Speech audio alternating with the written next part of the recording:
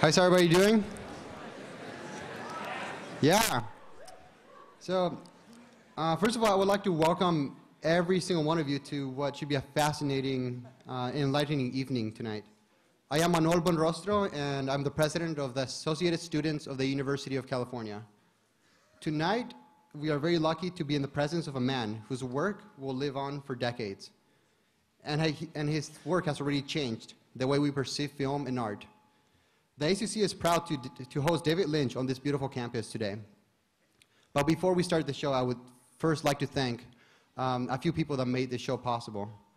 I would especially like to thank the UC Berkeley Office of Student Affairs and the Vice Chancellor, Genaro Padilla, and the Psychology Department for their generous support in making this event happen.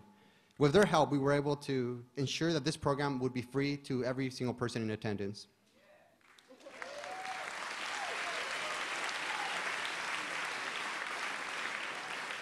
I would also like to thank ACC advisor Jen Crowder for her wonderful help in making this event possible, and the different student staff members in the ACC Office of the President. Tracy Ross, Amit Jain, Sarah Seiger, Jared Fain, and Ying Huang. Thank you so much for all your wonderful work.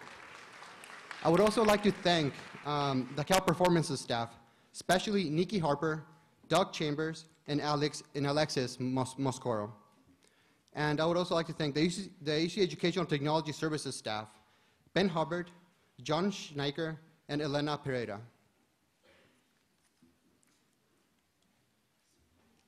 UC Berkeley has been the site of many engaging speakers and leaders and has long been a beacon of knowledge as the world's best public institution. As such, it is important that this institution, such as the ACC, continue to bring new and fascinating speakers to this wonderful campus. Therefore, it is only fitting that we get to be here today in the presence of the very man behind films such as The Elephant Man, Blue Velvet, and Mulholland Drive. It is our mission to educate the student body by providing them with amazing opportunities and numerous opportunities to question the world around them and to engage in new and innovative ways of thinking about the world. With this mission in mind, we are proud to bring David Lynch here today and talk about, and we're very proud to have him here today to talk about consciousness, creativity, and the brain. David is also joined on our stage by Dr. John Hagelin, a Harvard-trained physicist and world-renowned quantum physicist. Again, I'd like to state how great it is to have David Lynch and John here to talk about consciousness, creativity, and the brain, and how they can help us better understand how these techniques and practices can open up new ways of thinking that we have never even considered. Tonight promises to be an engaging evening to all students and community members in attendance. I would now like to introduce the Vice President of the David Lynch Foundation and the Master of Ceremonies for the evening, Bob Roth. Enjoy the show.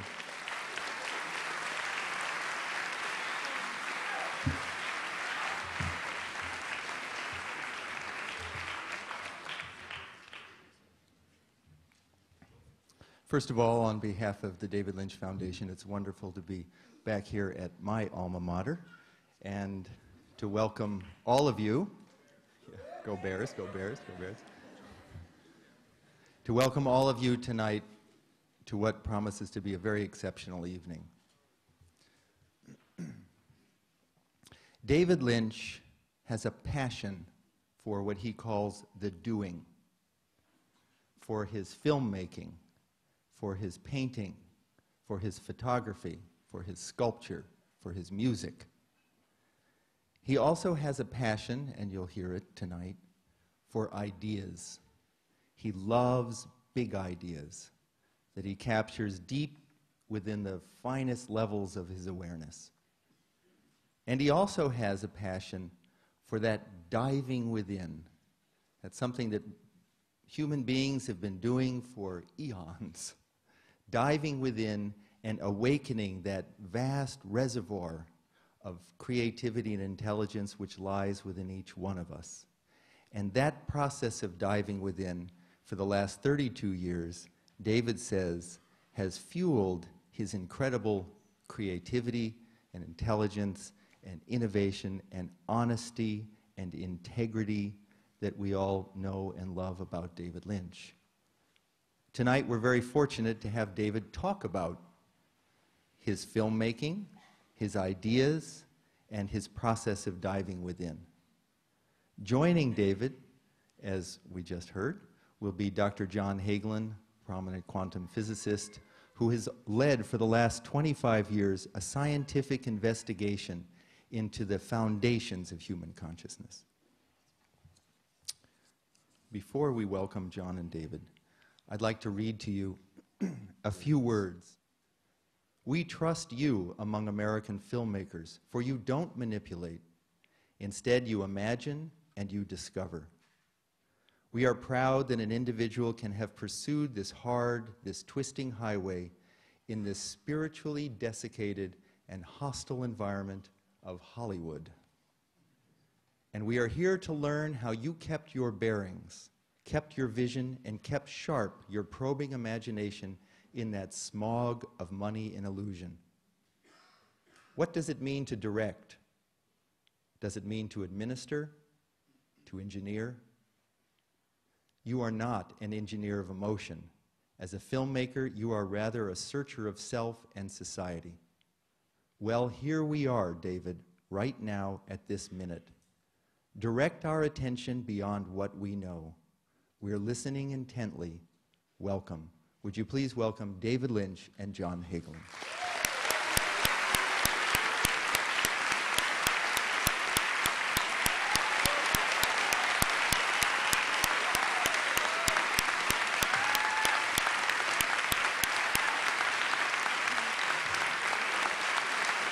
Thank you very much.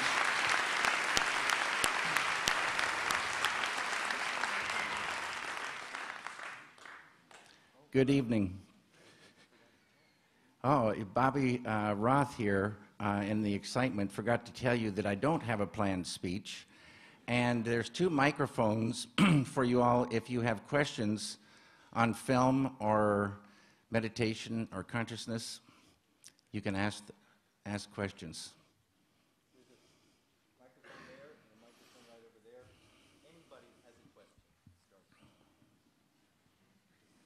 Or we can just enjoy the silence. It's kind of beautiful.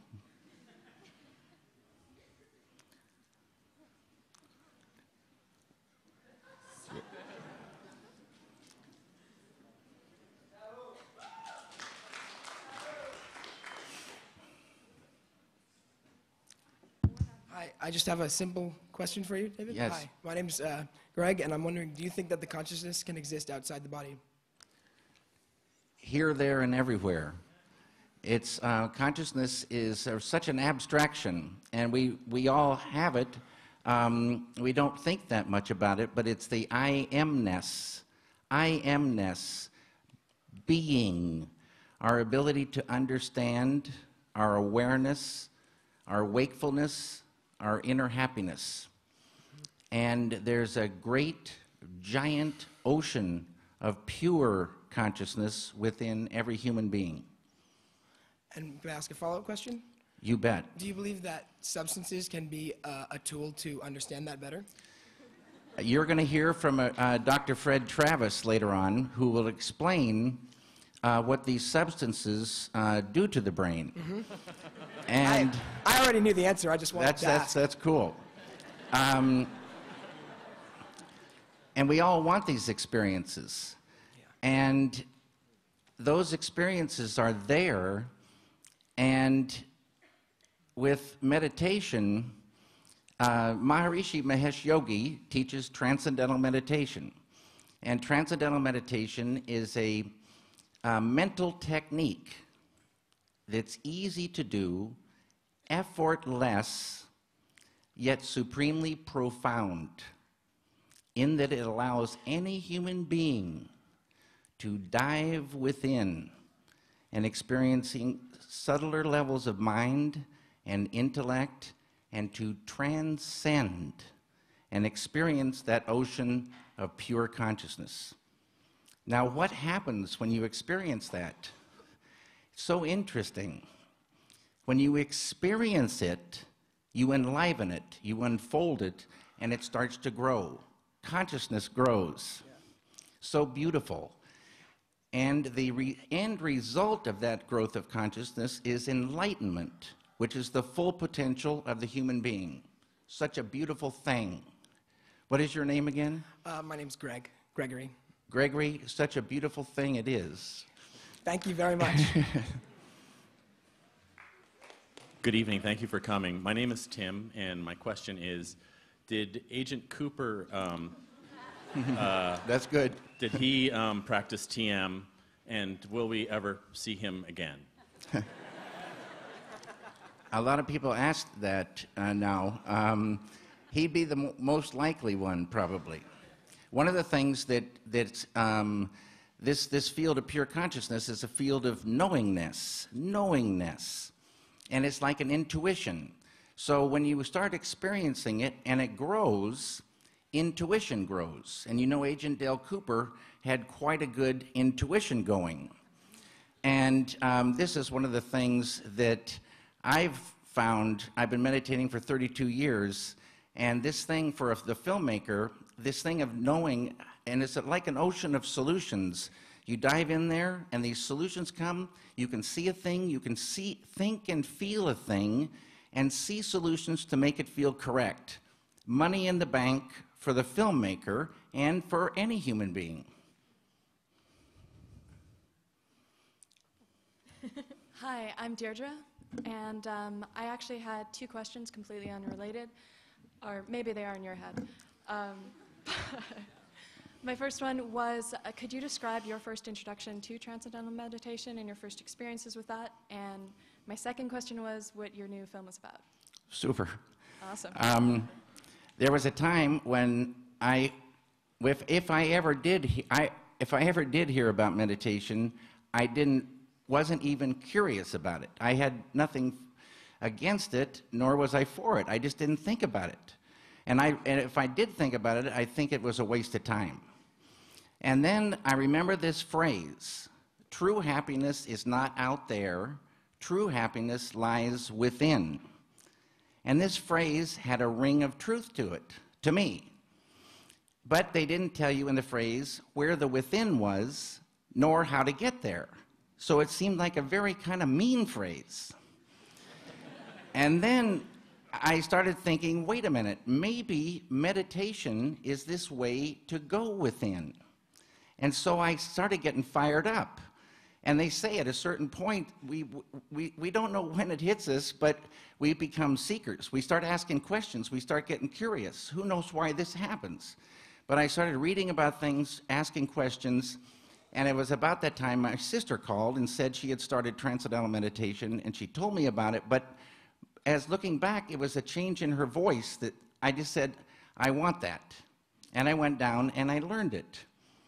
And you learn how to meditate, and then you're taken into a quiet little room where you can have your first meditation. And I didn't have a clue what it would be. I just knew I wanted it. I sat down, closed my eyes, started the mantra, and boom! It was like I was in an elevator and they cut the cables and I dove into bliss. Beautiful, beautiful, deep bliss. And that experience was so powerful and so unique. I say the word unique should be saved for this experience. And I never missed a meditation in my 32 years. I love that experience, and I love the feeling after the experience and what it does. And there's a side effect to experiencing pure consciousness. Its negativity starts to recede. It's the weirdest thing. It's like ramping up a light, and negativity, like darkness, starts to go. And I had a big anger in me, and I was taking it out on my first wife, and I had fears and anxieties, I'll tell you, before I started. And 2 weeks after I started meditating, my wife came to me and said, "What's going on?" And I was quiet for a moment because it could have been any number of things she might have been referring to. So finally I said, "What do you mean?" And she said, "This anger, where did it go?" And she had noticed it. I didn't even know that it was lifting. It's a beautiful, beautiful thing. And these negative things like fear, anxiety, tension, stress, depression, these things start lifting. Again, money in the bank for a human being to do anything. It's so beautiful how the enjoyment of doing just blossoms. Huge, huge enjoyment of doing when this, I call the suffocating rubber clown suit of negativity begins to dissolve. Could you tell me about your next film? I'm working on a film called Inland Empire, and I'm in the editing stage right now. I got to get some water.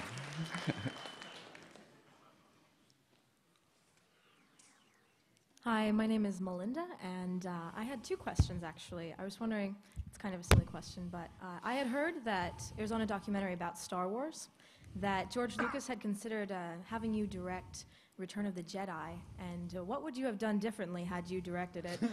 Whoa. And also, the other is, if you find yourself in a place where you're not able to meditate, I understand that you probably get a lot of your ideas through meditation. If you find yourself on location and you're wondering, you're stuck with something, how do you get yourself out of the noise and out of the racket and pull yourself into your own way, into your own world, so that you can actually get through with your meditation? Well, you can find a place to meditate anywhere. You can meditate in an airport. Noise is no barrier. It's nicer when it's quiet. But I meditate before I go, if I'm shooting, I go meditate before I go shooting, then meditate at lunch or meditate after I finish. And every place I've ever gone, if you ask for a quiet room, even if they've never heard of meditation, people say, oh, yes, come with me, and they get me a little quiet room. It's very beautiful. And then you just dive in. And you don't go in there necessarily to get ideas.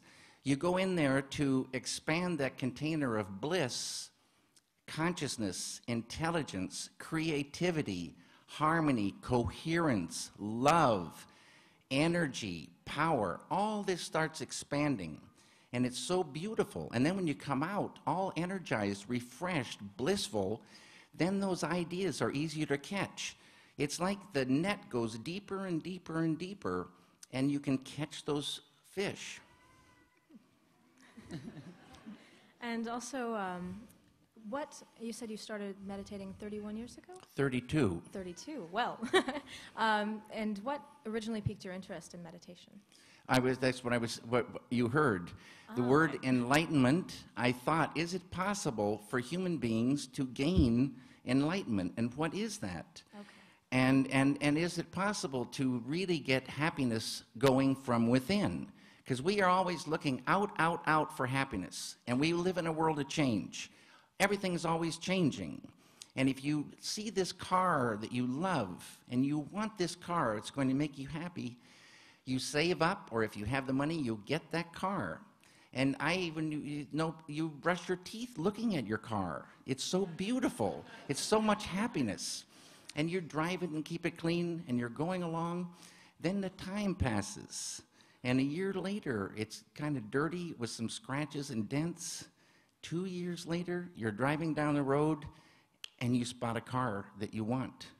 And this car starts crying because you don't want it anymore. True happiness grows from within. When you dive within and really dive all the way and experience that ocean of consciousness, which Dr. John Hagelin's science calls the unified field, oneness, unity, oneness and unity. It's so beautiful. And as he says, at that fundamental level, we are all one. We're one world family.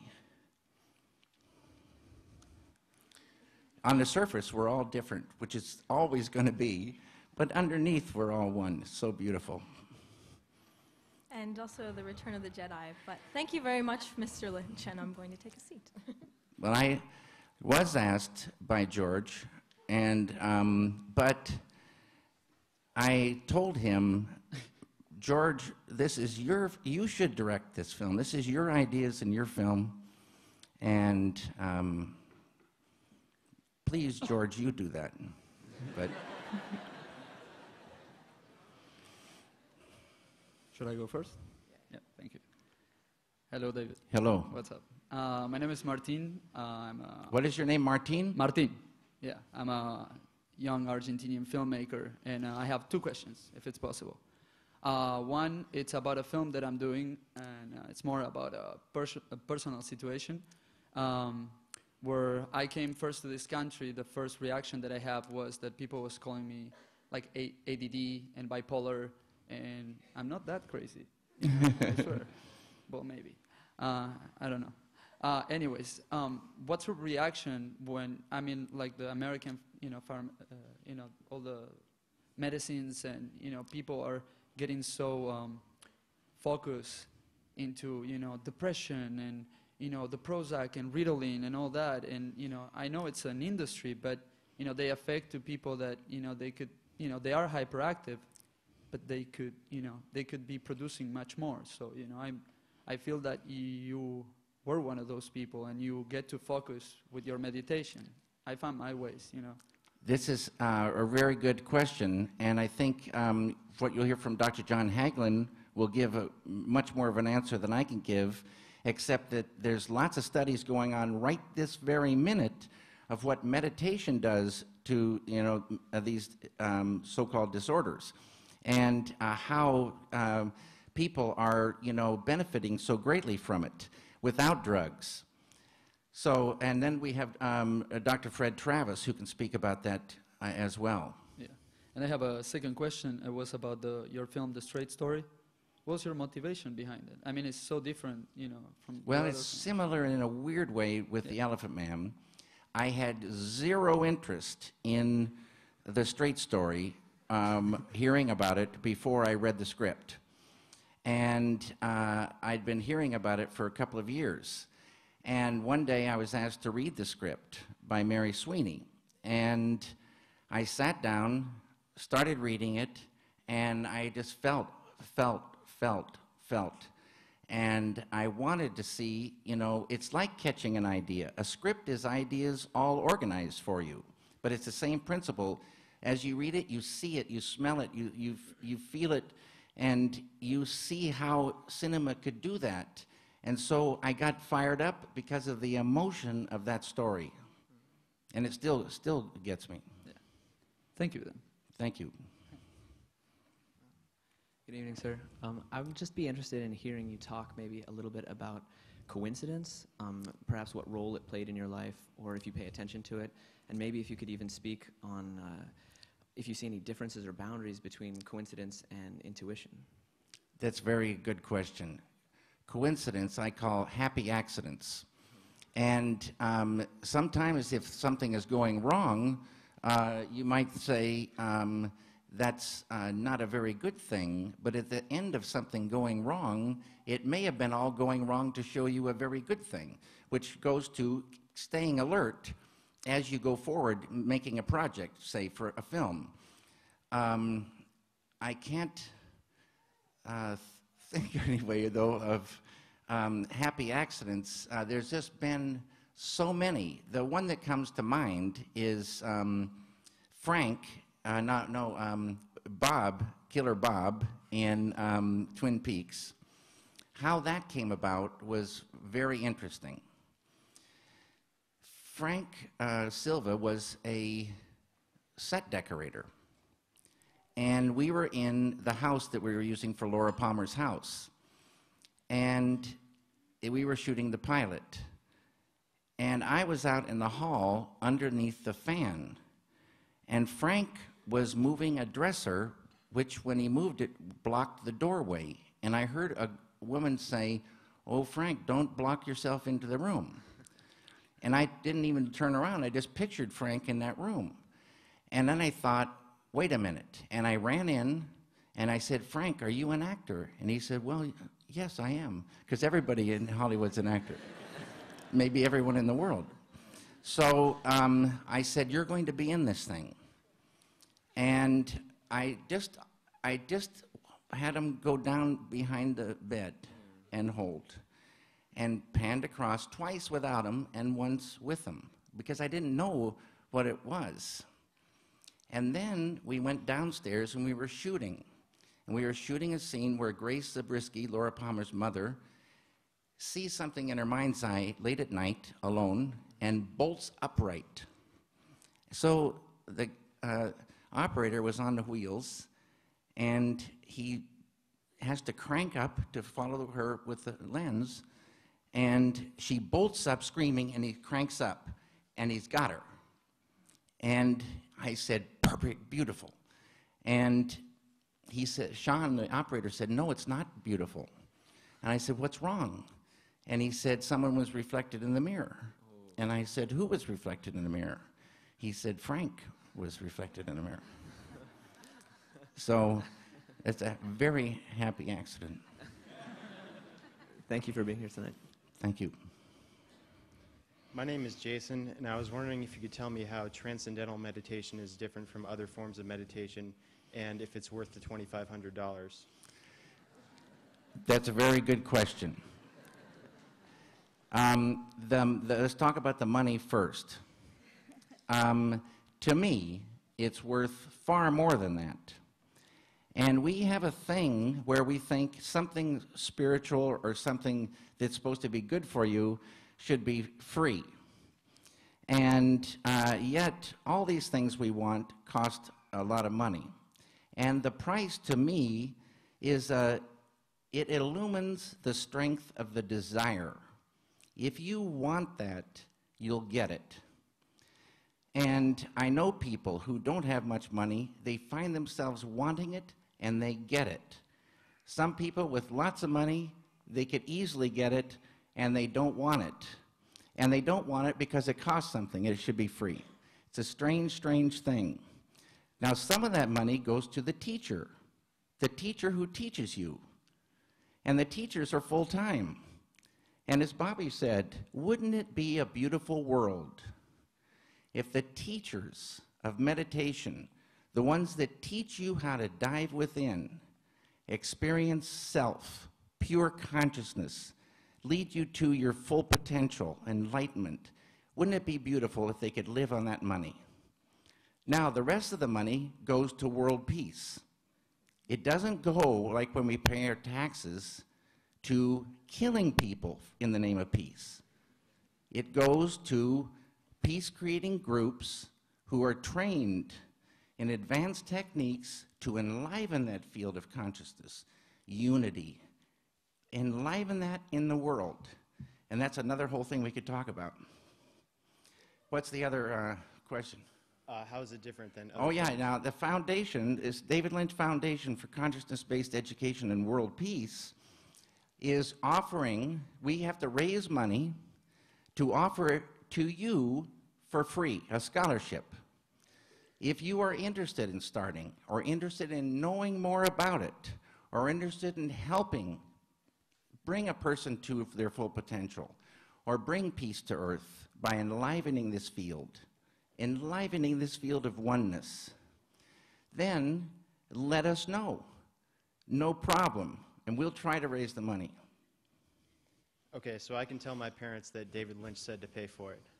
Please tell your mom and dad that it would be so beautiful if they paid for that. Now, I paid for my son Riley and my son Austin and my daughter Jennifer.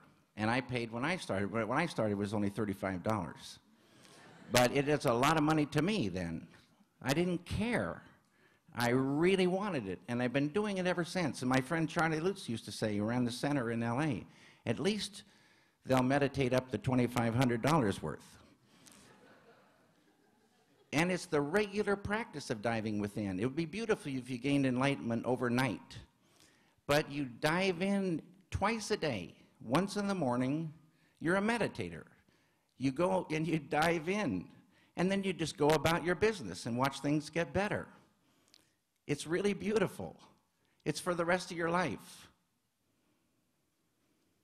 Thanks. And I really like your movies, but at the end of them, I usually say, I don't get it. You start meditating, pal.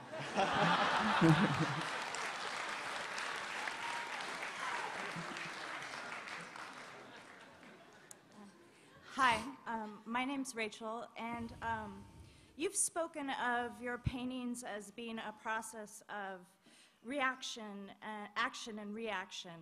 And I was wondering how that process of action and reaction relates to transcendental meditation and to consciousness. And my other question is that at the center of a lot of your films and a lot of your paintings, you seem to put remains in the corpse in its place. And I'm wondering what about that interests you, in particular in your paintings where you have the actual decomposition happening on the canvas itself. I like organic phenomenon, and I like earth things. I like things growing, and I like also the things, decaying. Why do I like that? I don't know. But it's a beautiful, beautiful texture to me. Unbelievable. Unbelievable textures.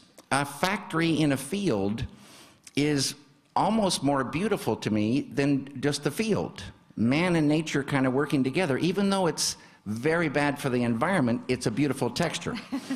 I just like those things. And this action and reaction, how does that go? It's like a dance, and it's like you do something based on and it's the intuition going. It's this consciousness sort of flowing. You make an action, you see it, you react, you feel it, and it indicates the next action.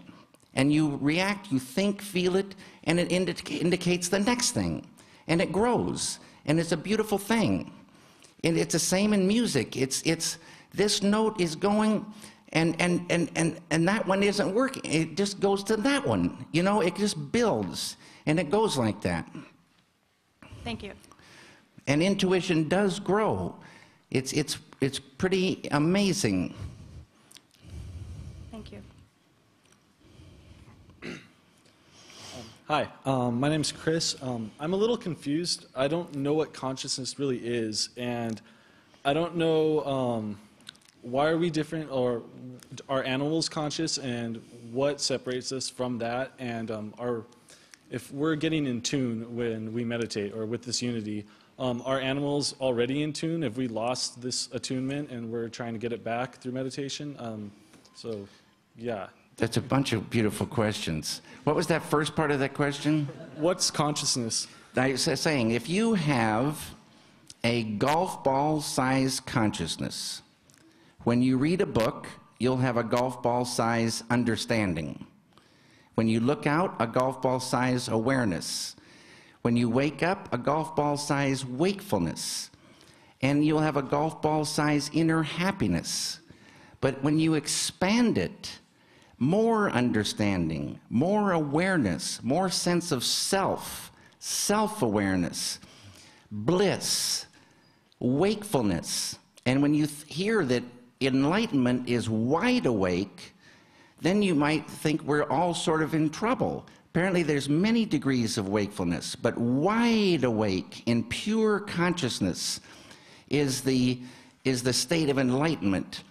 Wide awake, always with the self, waking, sleeping, and dreaming. Now, maybe Dr. John Hagelin can talk about the animals, because I'm not sure where they fall in this, but I think it's the human being that can, unfold that supreme enlightenment.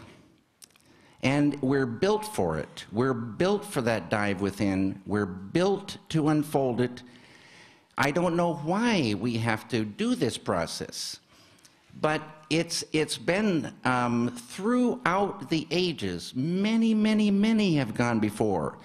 Maharishi didn't make up this technique. It's an ancient technique for human beings to realize the full self, realize that, unfold it. And human beings have this promise. And on the way to enlightenment, things get better and better. And the enjoyment of doing goes. The way you appreciate things grows. How you get along with people grows better and better. And that's, so beautiful when you're working. Now, I've heard that there's businesses, they had an article in the paper, businesses run on fear. Businesses run on fear. And I thought if I ran my set on fear, I wouldn't get even 1% of what I get. No one would go the extra mile. But it's like a macho thing to run your business on fear. And people are in fear all day long. And when you fear a place, pretty soon you start to hate the place. And you hate to go to work. And that hate turns to anger. And then you're angry at your work. This is the reverse of that. You start unfolding all these positive things, the negative things start to recede. And if you have a set with this kind of atmosphere going, people go the extra mile. They start flying with ideas. They start helping out more. They start being with you and it's not against you. It's a beautiful thing. Thank you. Thank you. Hey, good evening. Good evening. My name is Josh. I first got in love with Eraserhead in 8th grade because of an interview with John Waters saying that was his favorite movie. And I was wondering if there was a mutual respect you have with the work of John Waters, or if there are any other contemporary directors whose work you admire. I've met John Waters many times, and I always make sure I thank him for that. Because when Eraserhead first opened in New York City, John Waters had a film opening. And I heard the story that when his film opened, he introduced it on stage, but instead of talking about his film, he said, all you all should go see Eraserhead. It was a very good thing. What was the other question?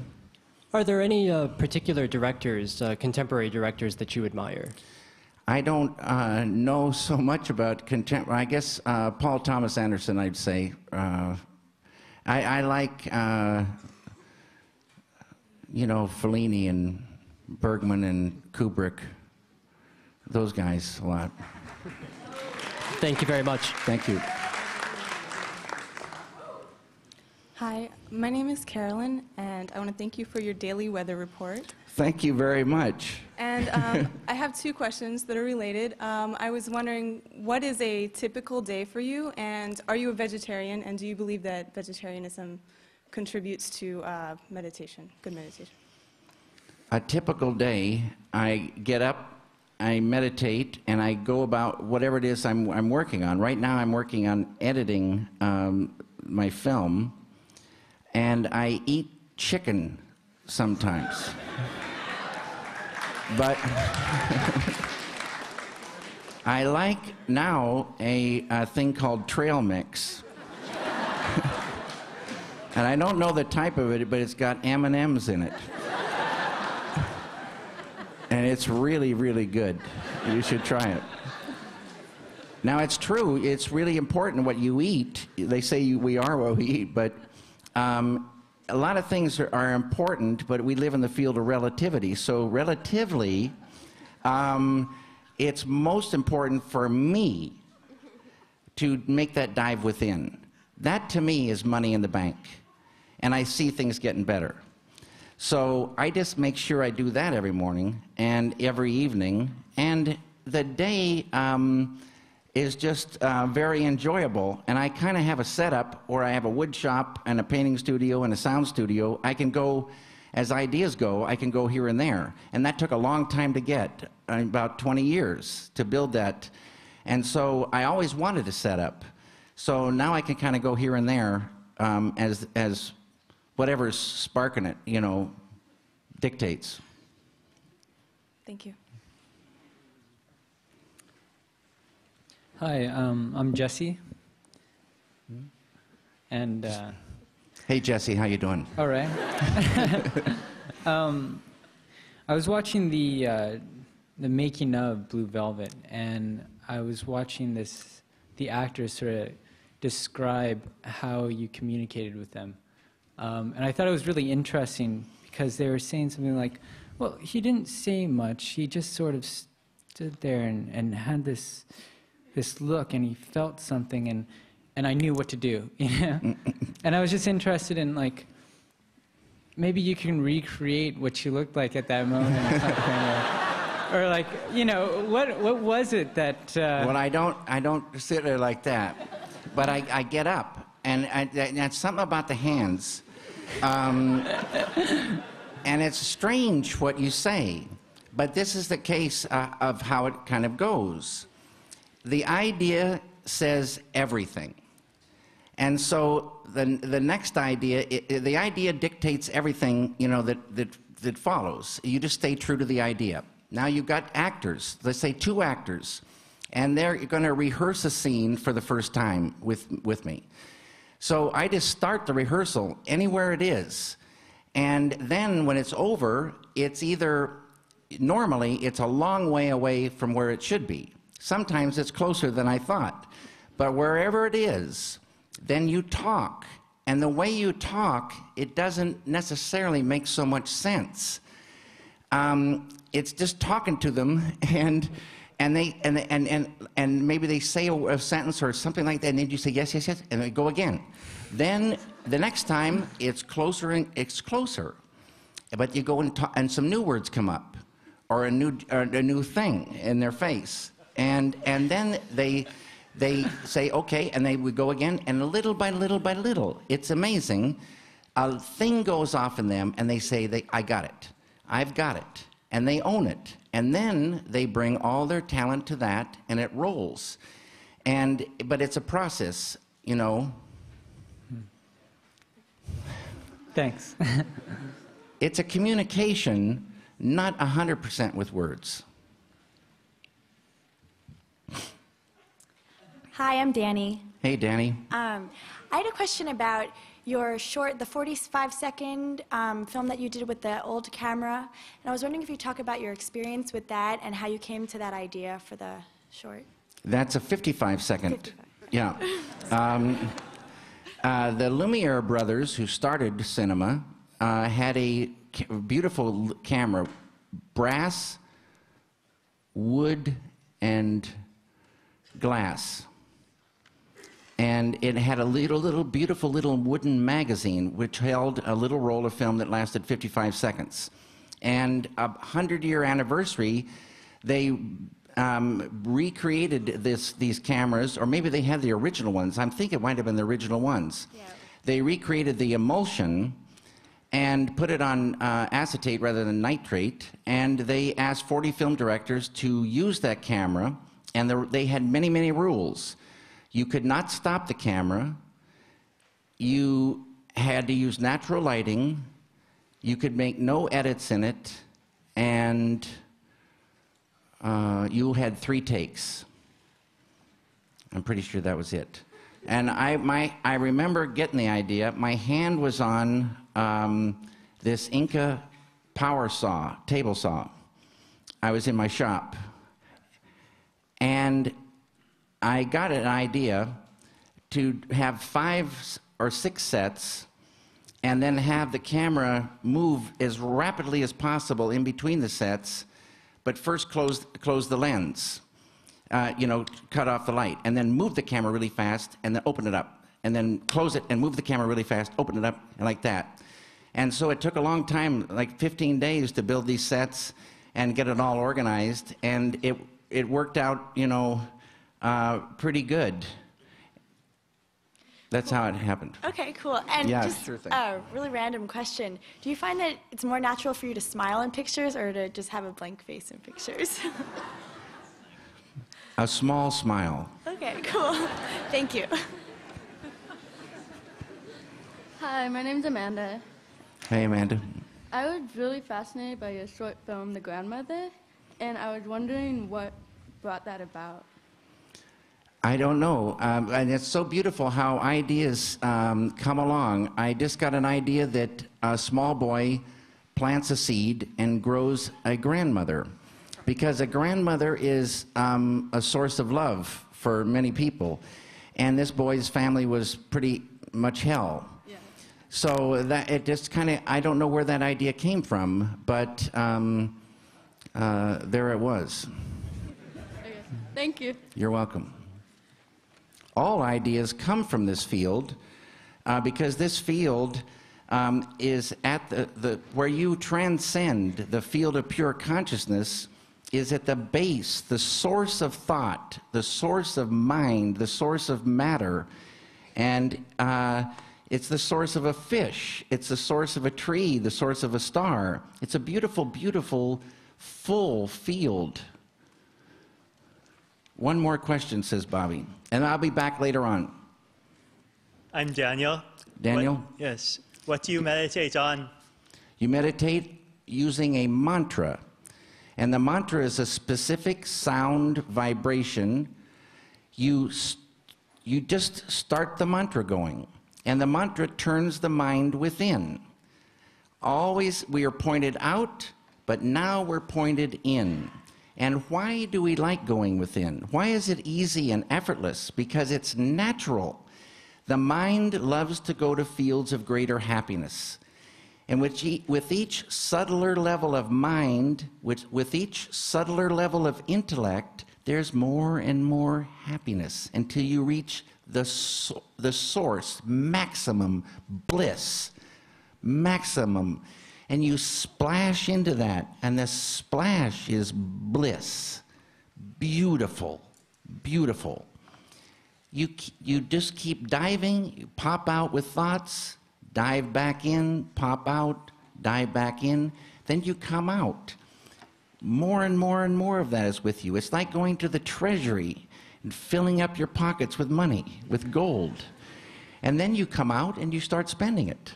Ideas, you start catching ideas. You start having a great time. Now, Bobby Roth will introduce the great Dr. John Hagelund, my good friend.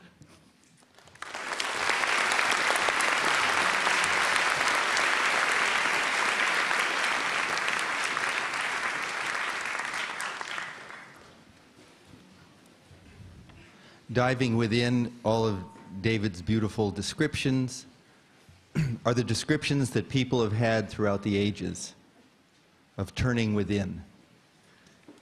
David asked John Hagelund, and we'll meet Fred Travis, brain researcher, to talk about what science tells us about the process of diving within. And then when those two gentlemen are finished, then David will come back and continue taking your questions. John Hagelund is a world-renowned quantum physicist, educator, author, and public policy expert. He has conducted pioneering research at CERN, which is the European Center for Particle Physics, and SLAC, which is the Stanford Linear Accelerator Center, and is responsible for the development of a highly successful grand unified field theory based on the superstring. His scientific contributions in the fields of electroweak unification, grand unification, supersymmetry, and cosmology include some of the most cited references in the physical sciences. In recognition of these and other achievements, Dr. Hagelund was named winner of the prestigious Kilby Award, which recognizes scientists who have made major contributions to society through their applied research in the fields of science and technology. The award recognized Dr. Hagelund as a scientist in the tradition of Einstein, Jeans, Bohr, and Eddington. Dr. Hagelund received his PhD from Harvard University. He is currently director of the Institute of Science, Technology, and Public Policy and professor of physics at Maharishi University of Management. And he is now working in Washington, D.C. to establish a much-needed, long overdue University of World Peace. Please welcome Dr. Hagelund.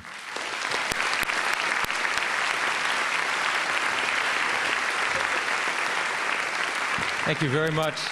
It's a great pleasure to be here. I'm normally not shy of public speaking, but David Lynch is a very tough act to follow. He has this $1 million coiffure, which makes some of us feel follically challenged. And he speaks about meditation, which is a very, very difficult experience to communicate. He speaks about it with such a poetic clarity and lucidity that it is really tough to follow. I would like to add a few scientific remarks to the beautiful experiences that David shared. David has talked with us about the experience of a field of unity within, profound inner harmony, inner peace, and inner unity. This experience of inner unity is really the core experience that has been described since the beginning of history by all the major traditions of knowledge and spiritual traditions of the world.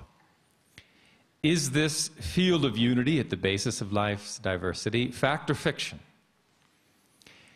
It's very interesting to me today to see that modern science, through its reliable but slow means of gaining knowledge, has, over the past half a century, maybe a little longer, peeled away layer after layer of the onion of existence, exploring deeper levels of natural law, deeper levels of nature, from macroscopic to microscopic, to the molecular, atomic, nuclear, subnuclear world of quarks and leptons, electroweak unified world, grand unified world, super unified world, 10 million times smaller than the atomic nucleus. At this fountainhead, this core level of nature's functioning, we see the emergence, the discovery of fundamental unity at the basis of the diverse laws of nature governing the universe. At that level, all four forces, gravity, the strong force, the radioactive force, the electromagnetic force, are all one. And all the so-called particles, the quarks and leptons on which they act, are also all one. At that level, there's just a single unified ocean of existence. And all the particles and forces that fill the universe are just little ripples on the surface of this ocean of unity, ocean of existence. This really remarkable understanding of the core unity of life is not the sole province of the world's mathematical physicists. But as I said, it really has been the cherished experience of generations. And generations of refinement of techniques of meditation have really been designed to render more and more efficient the process of diving within as easily and efficiently as possible, experiencing deeper levels of mind, deeper levels of human intelligence, corresponding to the experience of deeper levels of intelligence in nature. And then, at the source of thought, one experiences this ocean of intelligence and creativity, the field of unity within. That is the so-called meditative state. It is also described as holistic experience. And as we'll see in a few moments, it has with it a remarkable transformation and correlation in the functioning of the human brain. A complete transformation so dramatically different from waking that the meditative state is now considered to be a fourth major state of consciousness, distinct from waking, dreaming, and sleeping. Another way to see how it arises and what it is to examine for a moment the phenomenon of attention. In waking consciousness, attention really is just a localized beam of consciousness. So in waking consciousness, we're always aware of something. That means our comprehension is focused on a particular object of perception or another. The meditative process is one where that narrow focus of comprehension, whatever it is, you start to withdraw your awareness from those isolated boundaries, and comprehension, which was narrowly focused, starts to systematically expand, opening up more holistic levels of comprehension, more holistic levels of understanding, and more holistic levels of understanding until comprehension becomes literally unbounded. Unity, wholeness. That is the experience of consciousness. And it's not foreign in a sense that it is just the experience of ourself, in the most profound sense of that word. Somebody asked what consciousness was a moment ago, or what the self is. The self is that one thing. Self is just our subjectivity, the liveliness of consciousness that allows us to see anything, experience anything, know anything. But what's so abstract about that consciousness is the consciousness itself isn't experienced, at least not in waking consciousness, where the attention is always localized on some concrete object, or thought, or emotion, or sensation. So by withdrawing that narrowly focused attention systematically to become unbounded, completely universal and abstract, that's the experience of what's called pure consciousness, pure subjectivity, the self with a big S, sometimes called Atma. So the self, our very subjectivity, is the only thing in our lives that never changes. It's the one thing that allows us to believe correctly that we're the same person today that we were as a child. Because everything else changes. The body changes for the worse. Our beliefs change, our friends change, our professions change, our spouses change. Everything changes, and yet we know we're the same person today that we were 51 years ago. And that sameness is our own subjectivity, the nature of which is infinite expansion, unbounded bliss. The origin of universes, universal intelligence, universal consciousness, that field of unity at the basis of life's diversity that underlies and connects us all. Now, for me as an educator, and there's a lot of research to back this up, and we'll see a very brave student is about to come up here. And let us take a look under his hood, and we're going to see what happens to the human brain when human attention, normally directed outward, turns systematically within, and the awareness expands and expands to experience the self. A complete real-time transformation in the functioning of the brain, which for a brain scientist is remarkable, and I think even for most people, pretty impressive. But as an educator, what is so crucial about this discovery of this meditative state and understanding it physiologically from the standpoint of brain physiology is that it really is the missing ingredient to education. It is a technique that expands consciousness, expands the container of knowledge. Now, this state of transcendental awareness or expanded consciousness is, as I said, unique. It's different from waking, dreaming, sleeping. In what sense? It's different in this striking sense that normally the electrical activity of the brain, which is often measured here and here and here and here and everywhere across the scalp, the electrical activity of our brain, the so-called brain encephalogram, EEG, is not very intelligent. I don't know if you've ever seen your own EEG scan, but it's really depressing. It's really like there's no communication between different areas of the mind and personality. Mathematically, it's very much like an orchestra before the conductor takes the stand. The musicians are warming up, they're sawing away at their instruments, and no real effort to coordinate their activity. And what do you get? A cacophony of discordant sound. And then the conductor assumes the podium and raises the baton, and then that cacophony of discordant sound is transformed instantly to flowing music. The difference? The integrated functioning of the orchestra. So that integration of brain functioning is an inevitable side effect and a striking side effect of the meditative experience. This experience of unbounded awareness that is as old as time. Now, again, as an educator, this is crucial. Why? Because orderly brain functioning, what's called global EEG coherence, where the whole brain functions in concert. Orderly brain functioning correlates scientifically with rising IQ, increased intelligence, improved learning ability and academic performance, short-term and long-term memory, enhanced moral reasoning, increased psychological stability, emotional maturity, alertness, reaction time. Everything good about the brain depends on its orderly functioning. And now, orderliness of brain functioning can be systematically developed in any student of any age.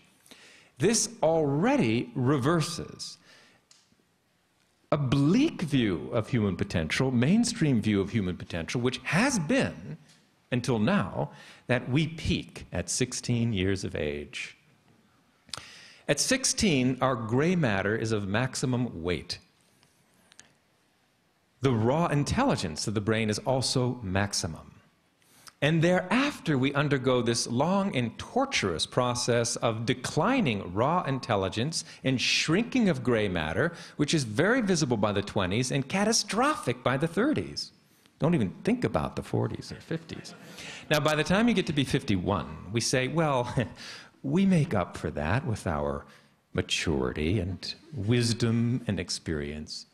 The whole thing is pathetic, and fortunately completely obsolete and out of date, because now we know that the brain is sufficiently plastic and malleable and capable of forging new connections and learning new things throughout life. And yes, if you don't use the brain, it does atrophy. And we'll show in a moment some extraordinary pictures of acutely atrophying brains from lack of use. But even that is reversible, because the meditative state in an educational setting, which is the best place for it, in my opinion, the meditative state engages the total brain and is unique among the whole range of human experiences: waking, dreaming, sleeping, hypnosis. Only this experience of unbounded awareness engages the total brain and develops the brain holistically, with longitudinal increases in IQ, even in older people in nursing homes. So it's an educational technology of the foremost magnitude. Now, if you're standing in front of a PTA, which I have many times, and trying to sell the concept of introducing a little quiet time in the classroom for the experience of unbounded awareness, I talk in terms of increased IQ and academic performance. David likes to talk, and so do I really, more in terms of enlightenment. And I want to just spend the last few minutes before I introduce Dr. Fred Travis in discussing what that term means. Well, I think we're in a position to understand very easily now what it means. Enlightenment is also called self-realization. Realization of the true nature of consciousness, which is unbounded, beyond change, universal, eternal, bliss. Now, in the beginning days and weeks and months of meditation, that's a momentary experience of expansion and exhilaration, of universal being. But it's a sticky experience.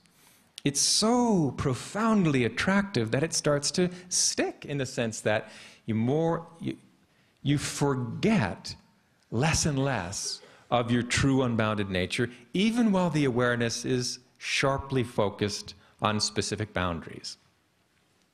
So even though this process of transcending and experiencing being really develops over a period of days, and you're completely proficient by a matter of weeks or months, what grows over time is this permanency of the experience of the true nature of the self. And that permanency is called enlightenment.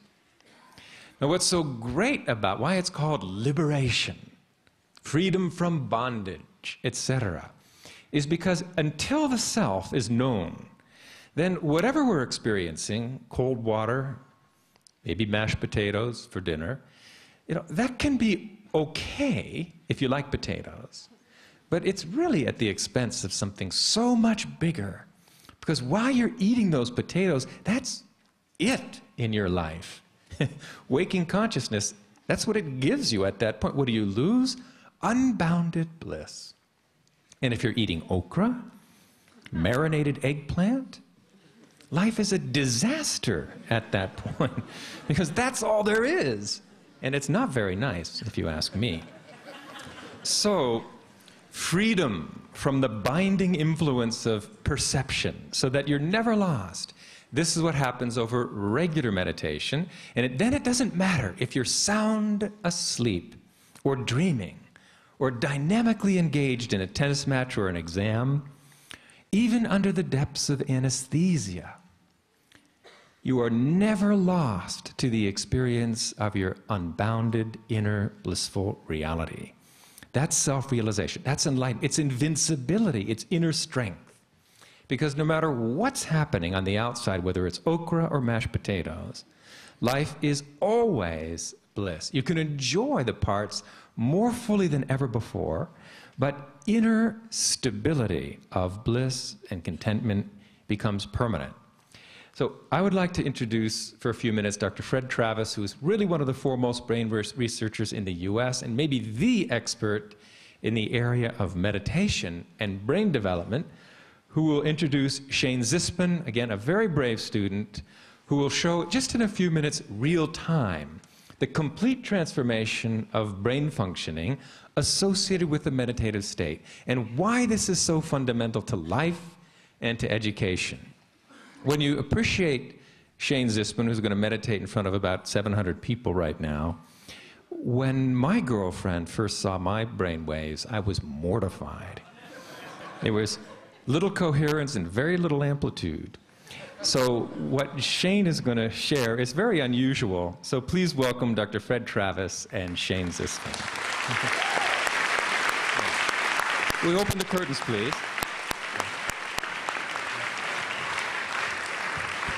Thank you, Dr. Hagelin. We'll take a moment just to set everything up here.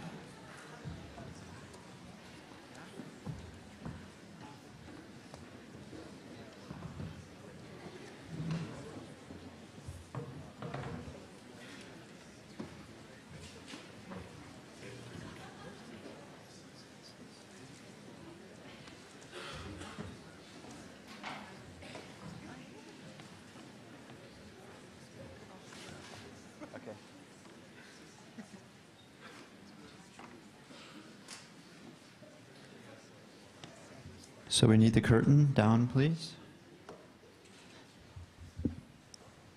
Very good. If I only had a brain, what we'll be doing is we're going to anchor these abstract concepts which John and David had discussed in the concrete functioning of your brain. The reason this is possible is brain functioning shapes the content of daily experience. When you have a good night's rest, you wake up and there's no problem too big for you. But remember those nights that you didn't sleep so well and you wake up tired in the morning? It's a chore just to remember what day it is. And this process of brain underlying experience also goes the other way. Every experience we have in turn shapes the brain. Right now, what's happening in your brain is the light from my body is coming, it's going through your eye, it's going into the back of your brain, it's creating these waves of electrical activity, the sounds coming through your ear, just back and forth over the brain. What's happening is hundreds of thousands of brain cells are as if shaking hands and creating a delicate network. And it's this network that lets you see me and lets you understand what I'm saying. What happens is with regular experience, these networks get stronger. What you're actively doing is you're constantly creating networks that then help you understand your reality. This is the nature of your brain. Your brain is a river and not a rock. It's constantly changing. There's been some research with monkeys, in this case, where they just brushed the fingertips of the monkey. That was the additional experience the monkey had. And what they did is they looked at the part of the brain, center brain, which actually responds when the fingertips are touched. And this is the amount of the brain that was responding every time the monkey's fingertips were touched. After 3 months of this research, this is the amount of the brain that was responding. Do you see? It's much bigger. This is what happens with every experience. Have any of you gone into the elevator where they have the Braille and trying to read it? This is one of the things I like to do. And I keep on trying, I really can't detect all those bumps. A blind person can read it very quickly. What the blind person is doing is devoting more of their brain to the information coming through their fingertips. This is what's happening with every single experience we have. We're constantly recreating brain networks, which then recreates our reality. Now, the important point that I want you to understand is all experiences change the brain. When you're in class, you learn some concept, you learn some new skill, you're actually creating a local network in your brain. But when you stay up 1 or 2 nights, when you take an extra load in the quarter and you're just under stress, under the gun for 12 weeks at a time, that's also creating specific brain circuits. And these brain circuits result in something called downshifting. High stress and fatigue, what happens is you use the back part of your brain, This is the screen of your mind. Right now, what's coming through your eyes, what's coming through your ears is creating a picture back here. It's almost like the screen up here, and all of the slides come and replace what's there. That's what's happening in the back part of the brain, is what's happening right now. And under high stress, under fatigue, this sensory concrete area can talk to the motor system, but it just responds with what's happening right now. It's very much of a stimulus response mode. There's not a lot of thoughtful thinking. This is the way you respond when you wake up in the morning, you overslept, you're late for your class, you jump up, get your clothes on, run to class, sit down, and you forgot your homework. It's what happens when you stay up all night studying for an exam, and then you go into the exam and you fall asleep. What you do is you're lacking the ability to look into the future. That's what happens with this front part of the brain. This is the frontal executive system. This is the CEO of the brain. Chief Executive Officer of the brain is responsible for judgment, decision-making, planning. Under high stress, you actually bypass this part of the brain. Under high stress and fatigue, you bypass this part of the brain and you create circuits which leave that out. And that's what we see in this next slide. This slide is showing activity of the brain metabolic rate. This is a normal brain. You're looking at the bottom of the brain. So here's the front of the person, their nose is up here. Here's the back of the brain. Notice over here, this is it's not a student, it's a criminal, a violent criminal. But notice these areas here. This is areas of the brain that are not active. There's not actually holes in this person's brain. It's just when that person is thinking and deciding, these parts of the brain are not contributing. So judgment, planning, thinking into the future, that part of the brain that lets you do that is not active. Now, the high stress of life, our fast-paced world, the increased pressure under here at the university is moving this type of brain in this direction. Unless you're doing something to actually exercise these. It's very much physiological training. It's like going to the gym and lifting weights. If you want strong pectoral muscles, you lift weights in a specific way. If you want to develop this part of your brain, you have to have specific experiences. And one of those experiences is this process of transcending. It's just what it does. When the mind transcends, it actually activates, it actually enlivens and integrates the CEO of your brain. Okay, now it's time to stop talking and let's see some EEG. We have here Shane Zisman. Give him a hand, please.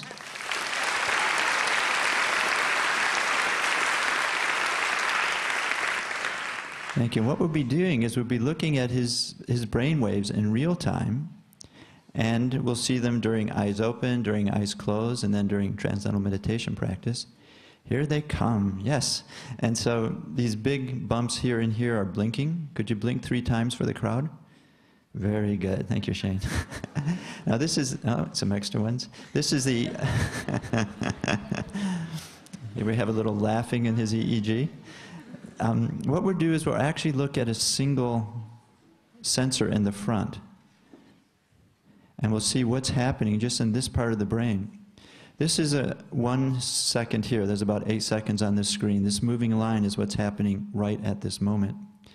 This is what the brain looks like when you're looking out at 700 people looking at you.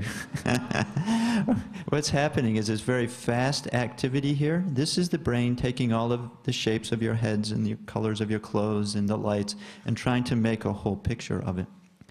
We'll look at the back part of the brain now so we can have some perspective.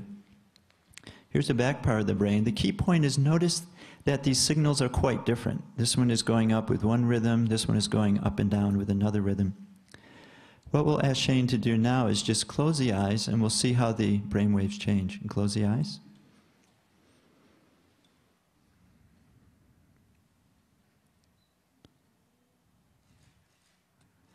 So the main thing I want you to notice is this type of activity is beginning to be seen here. This rhythmical activity going up and down, this is called alpha activity. This is a signature of the brain that's restful and alert. It's just humming to itself. The reason you see this in the back is that's the visual center. What's on the retina goes to the back of the brain. When your eyes are open, all this electrical activity is going back there. It's keeping the brain completely revved up. You close the eyes, and that part of the brain can rest. And this is resting rhythm of the cortex. Notice in the front of the brain. The front of the brain is still quite active. It looks a lot like during eyes open. Because when you close the eyes, your mind is still going. This mental chatter is continuing to just grind away. And what we see during transcendental meditation is we'll notice that this resting rhythm of the cortex is seen in the front here. This is this idea of transcending. The whole mind, the whole body goes through a state of restful alertness and or fullness. So you can open your eyes, and we'll start from an eyes open. So here's eyes open EEG. So now you can close your eyes, begin to meditate.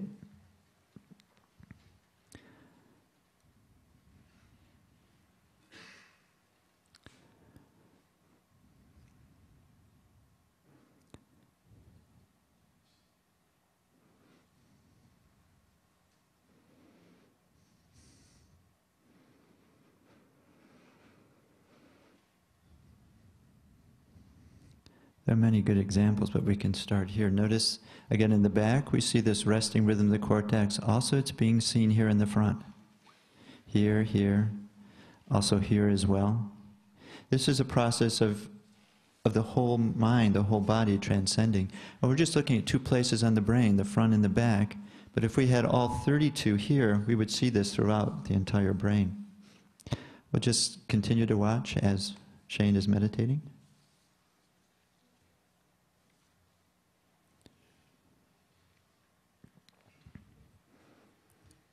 See it coming up here? Now, if Shane was doing mindfulness meditation, you wouldn't see this up here. In mindfulness meditation, it actually involves actively evaluating, watching the situation, and the frontal areas are quite active. Actually, the measurement is called lateral asymmetry.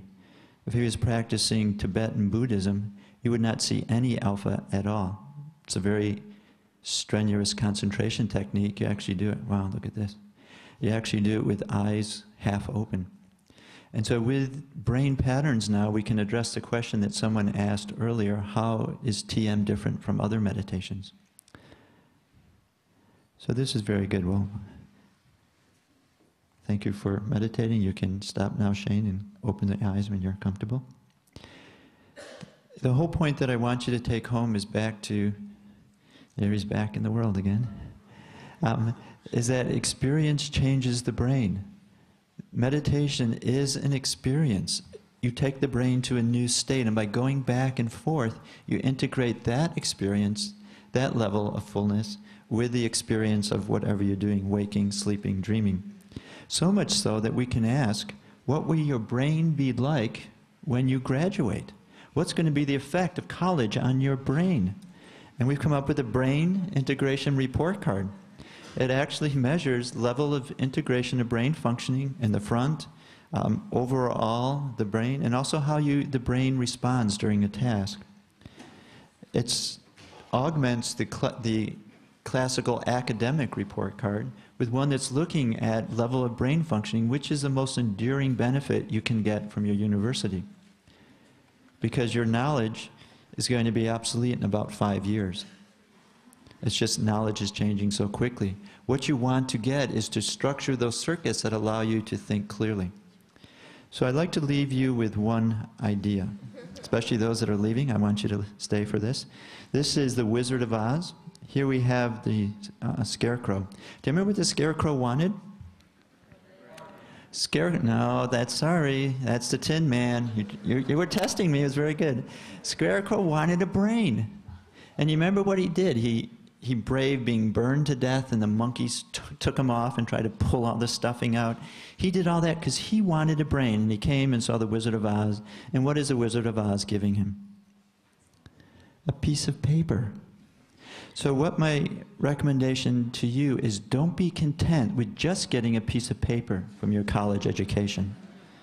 Thank you very much.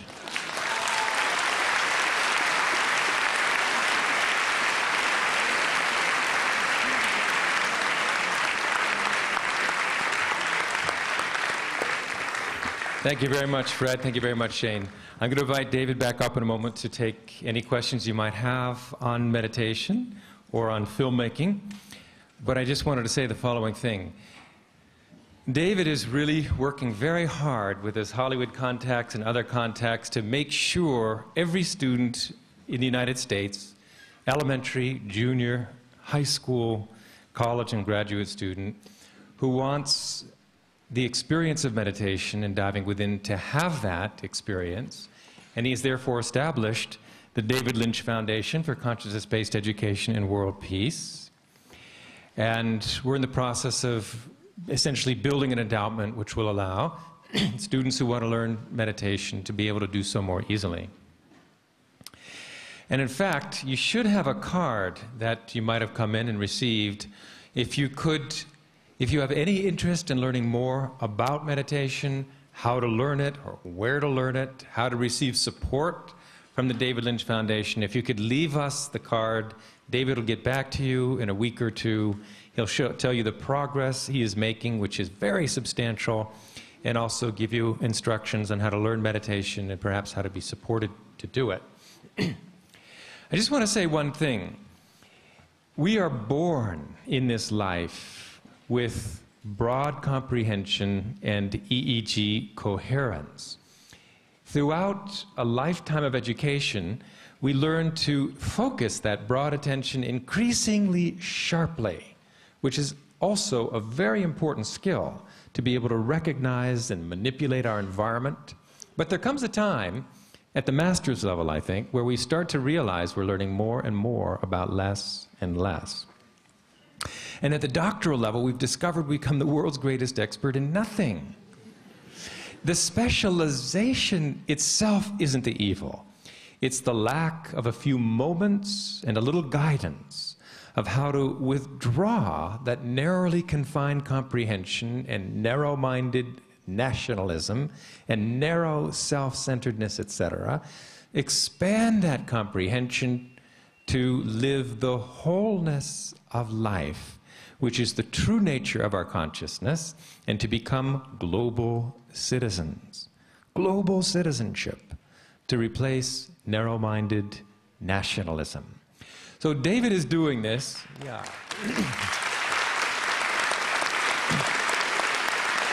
David has created his foundation with an ulterior motive, and that ulterior motive really is world peace. This is not a golf ball-sized idea. It is a David Lynch-sized idea, but it's a very practical approach. David's feeling is you can't have a green forest without green trees. You can't have a peaceful world without peaceful individuals. So he has created a foundation to bring the experience of profound inner peace to as many people as possible, as many who want it. And what he is very excited about achieving, and we're most excited about achieving, is not just individual peace, but the spillover effect of meditation, which is a remarkable, scientifically proven phenomenon. That is, we affect one another. We affect our loved ones, we affect our friends, our families, the entire community atmosphere, even the atmosphere of an entire city, if enough people are involved in experiencing deep peace within. You radiate that peace like a light bulb. A lit bulb radiates light. And the research shows is just as panic can spread through a room, spread through a theater, just as panic can spread through a city, calm and unity and harmony can spread through a city, can spread through a campus, can spread through the entire country or the world. We are therefore creating more and more meditators and groups of meditators, and we started in Washington, D.C. just a few weeks ago. 500 students at American University and others at neighboring universities are learning Transcendental Meditation with the help of the David Lynch Foundation for credit in a research project sponsored by AU to really start to create in Washington an influence of sanity and peace in this stress-ridden city. So the idea, based on extensive published research, is that if you can't get George W. Bush to meditate, and I wouldn't hold my breath, you can surround him and his administration and the Congress with an atmosphere that will replace a very fear-based partisan-driven environment with a more coherent and harmonious and unified environment. As long as the capital city is gripped with fear and divisiveness, that's the sort of policy when it comes to environment, global warming, arms proliferation, decisions of war and peace throughout the world. That's the sort of policies you'll get. So we're starting in Washington, but now we're moving through California. We want to create as much of a palpable, measurable, physical, tangible influence of peace as possible. So in Washington, D.C., we're establishing the first campus of the University of World Peace. The idea is to counterbalance the global proliferation of military academies and graduate war colleges. Yeah. That are dedicated to advancing the science of war, which I would argue has already hit the point of diminishing returns. Have one university on earth dedicated solely to the prevention of war, to the promotion of peace, and creating a new profession, not soldier, but professional peacemaker, people with the ability and responsibility to prevent war. So please, get involved with this on any level you can. Take courses there. Learn to meditate. Be in touch with David Lynch through his foundation. And I want to, at this point, thank David and invite him back to take our final questions on film, meditation, consciousness, and the brain. Thank you, David.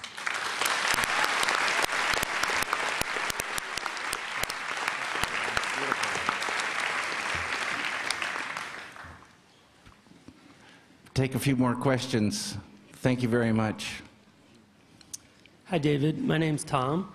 Hi, Tom. I have a question about film. The first time I saw the movie Mulholland Drive, it was in this very auditorium on that screen behind you. Fantastic. And it took me to a very special place. And then I went home and I actually had a dream about it. I'm wondering if you could tell us a little bit about what that movie means to you. Tom, I can't. I can tell you a story about it, though. Mulholland Drive, as some of you know, was started out to be a TV show, and this was going to be the TV pilot.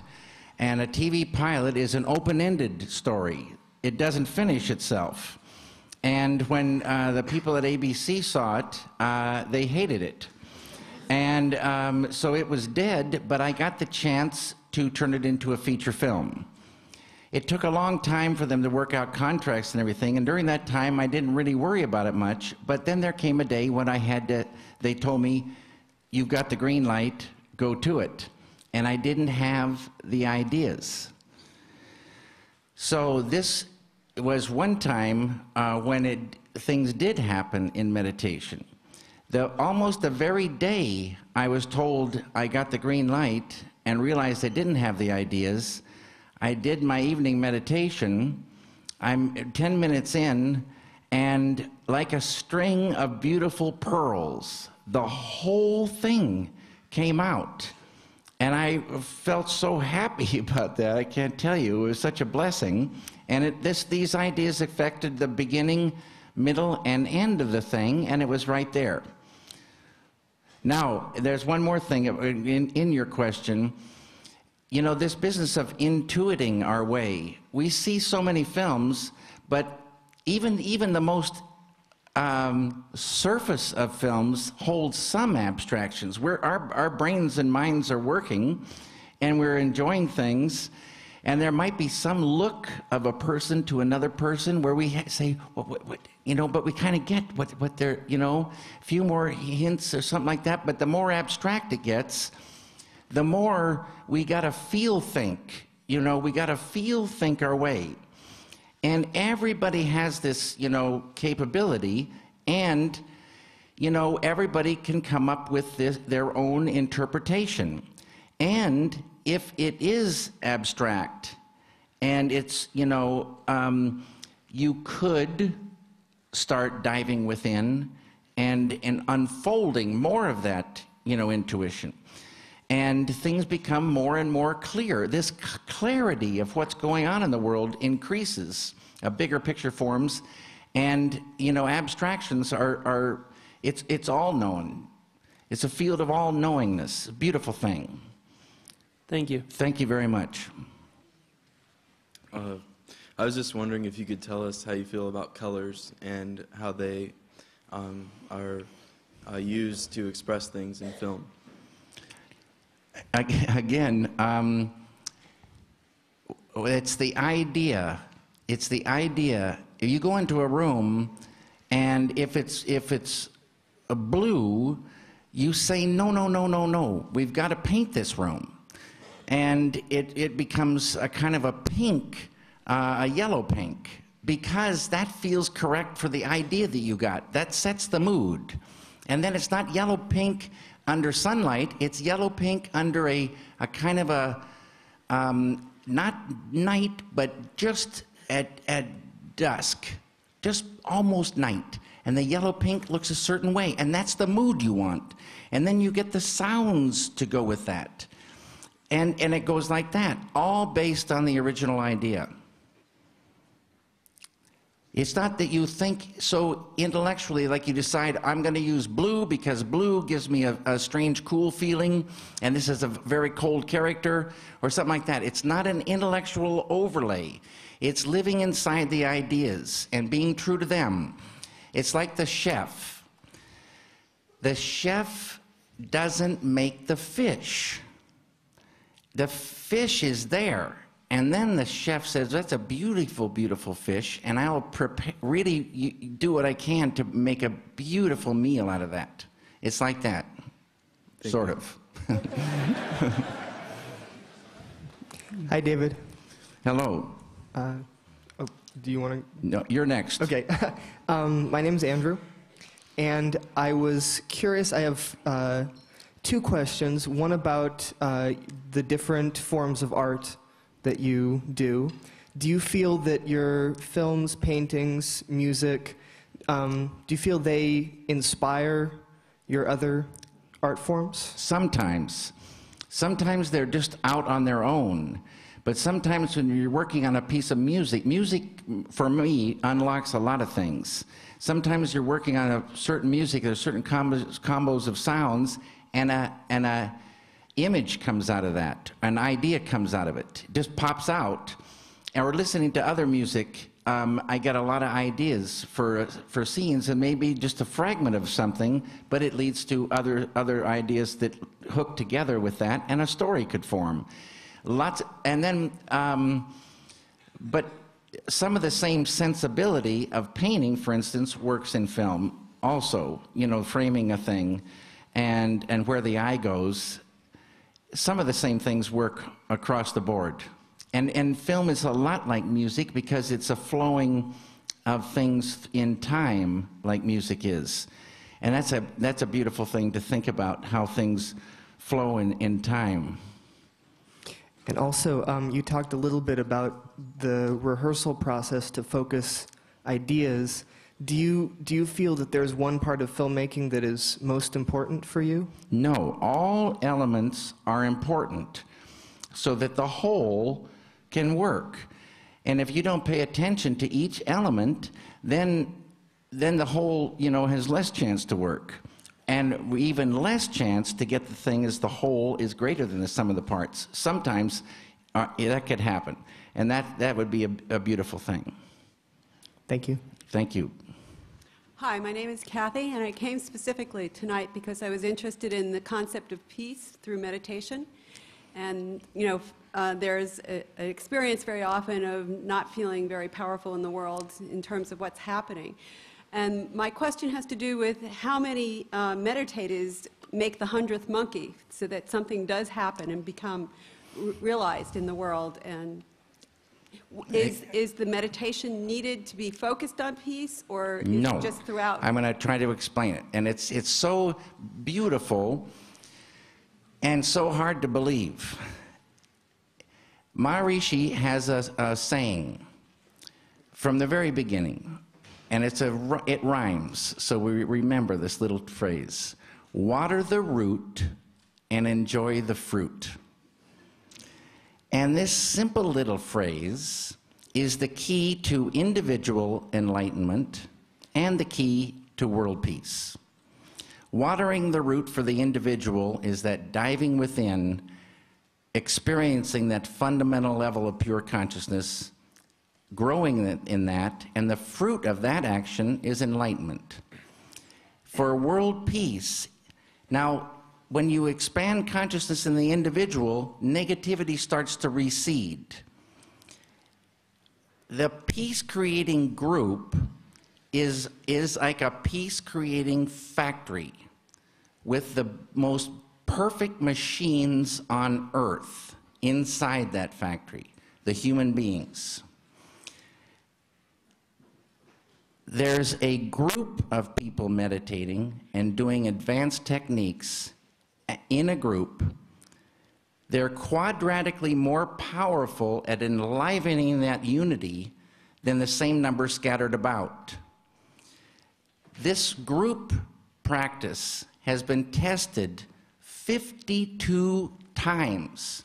Short-term tests, smaller groups, 52 times. People had to leave their family or go away from their work and go to a place and do this, program for up to 2 months. And there's famous ones. They're all independently verified tests, independently verified as being successful in reducing crime and violence, trips to the hospital, road accidents in the area of this test. Now, the size of the group determines the area. Like Dr. John Hagelin said, we're like light bulbs. We got this bliss bubbling inside, but we broadcast it out.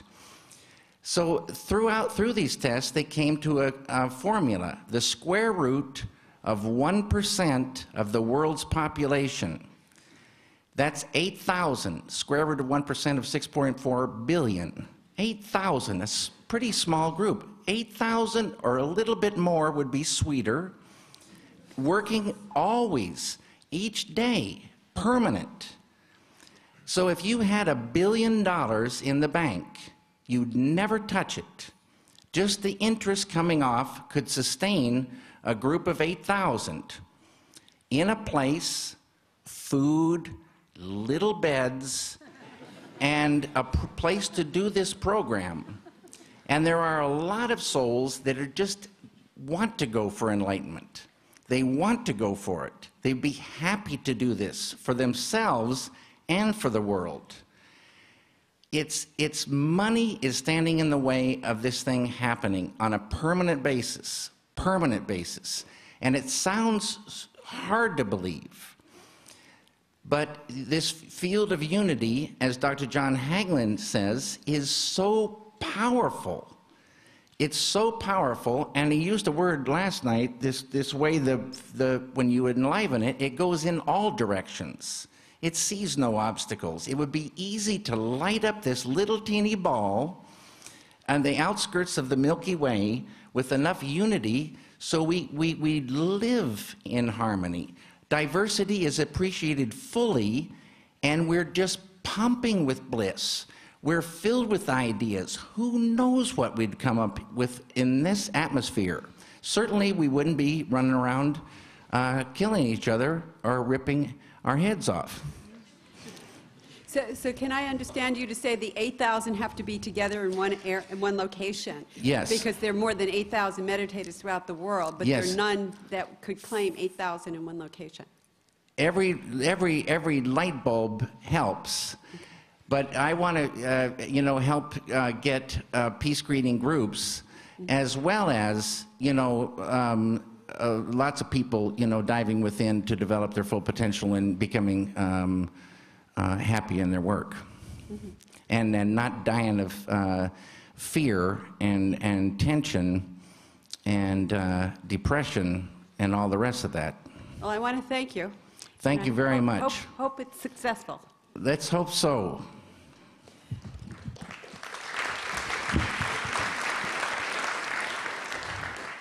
Hi, David. How you doing? Pretty good. I was just wondering, what single word would you use to describe the Los Angeles area? Light. Light? Mm-hmm. Thank you. You're welcome.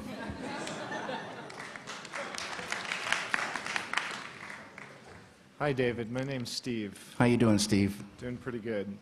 I had a question about your film Eraserhead, which is still the only film to this day which has actually terrified me. And I say that with full confidence because it's a very challenging film. It's a very visceral film. And I wanted to know what was your motivation behind the concept of the baby in that film. And I also wanted to know what motivated you to create Henry's reality and his world in the way that you did. I always say that my biggest influence in life was the city of Philadelphia.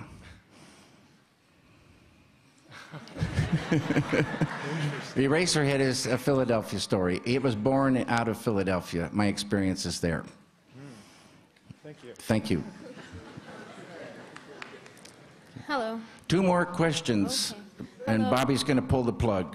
My name's Carrie, and I actually have 2 questions for you. The first one is, what 3 is more this- questions then. Okay, they're quick. They're quick. They're light. What is the strangest thing that's ever happened to you in reality? And I'm from Los Angeles, and I was just wondering, why do you think LA's light? Wow. I don't know. Quickly. Quickly? Yeah.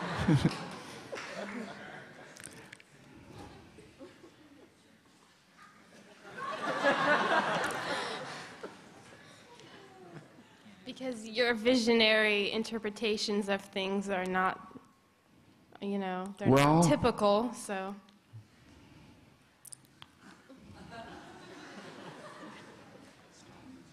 There have been a number of strange things, but would you send me your name and number, and I promise I'll get back to you with what I think is the strangest. I'm drawing a blank. Okay. Great. And Los Angeles, it being light, where's that stem from? I came to Los Angeles from Philadelphia. Okay. That explains it. Yeah, the East Coast, West Coast thing. I'll tell you one strange thing that happened to me. I don't know why I'm thinking about this, but I was in the museum in Los Angeles in that light, and they had a show of art coming from India, sandstone carvings. And I kind of wandered off from the people I was with, and I came around a corner, and there was a corridor created of, you know, temporary walls, about 40-foot long hallway, and at the end was a head of Buddha. And I came around the corner, I looked up the pedestal, up, I saw that head, and boom, this white light and bliss shot out of that and lit me up like a firecracker. That was a nice, strange experience. Thank you. Hi, Mr. Lynch. How My you name is doing? Chris, and I've got a question, and if this is going to be the last question, I'll also ask for a little follow-up, which might be a good way to end this. But my initial question, and this is Mr. Haglund and Travis can feel free to chime in on this as well, is regarding the relationship of meditation, creativity, consciousness, the brain. Where do dreams fit into this whole picture? There's waking, sleeping, and dreaming, and then the fourth state of consciousness is that transcendental consciousness, pure consciousness. And I don't know how to answer what dreams really, you know, what dreams really are. But I think if we could ask Dr. Fred Travis, he might be able to help us out. Because of the hour, why don't you come up afterwards and we can discuss this? It's not a one-sentence answer here. Okay. Okay. What happens when you dream is your brainstem cells become active. They're never active at all. And they're like third graders that get out at recess time, and they fire up and completely activate your brain. So if you're sitting in your brain, you're seeing things, you're moving. At the same time, it goes down to the spinal cord and it paralyzes the body. It's atonia. So you might have woken up from dreaming and you haven't been able to move You know, you can't move a finger, and then it takes a little while, and you can move your fingers and your hands. You're actually experiencing the effect of those. What are dreams? Dreams are structured forgetting. They're also an automatic self-test of the body and brain. Are you ready to wake up? And what consciousness does is it takes this random activation in the brain, tries to make sense out of it. So that's the short answer. Thank you. Okay, and I've got just a quick follow-up to that. I can appreciate your reluctance to discuss your current progress on your film right now, but could you maybe share with us an interesting dream that you've had lately? I haven't been dreaming lately. I don't know what it is. Last night, I did dream, though. I dreamt that we would all work together in this world for real peace, which is not just the absence of war, but the absence of negativity, the seeds of war. And Maharishi has said that negativity is just like darkness. It's just like darkness. And you say, wait a minute, and you look at darkness, and then you see darkness isn't really anything. It's just the absence of something, the absence of light. Turn on the light, darkness goes right away. No problem. You don't have to fight the darkness. And it's good, all the good we can do for our fellow man, all the good we can do for society, all that is so beautiful. But at the same time, let's work together to turn on that light of unity, the real, most fundamental level of the world, of existence. Turn that thing up with a peace greeting group. Try that. See what happens.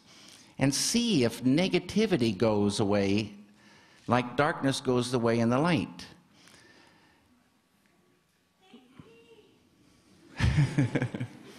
I just have a quick question. Whether you see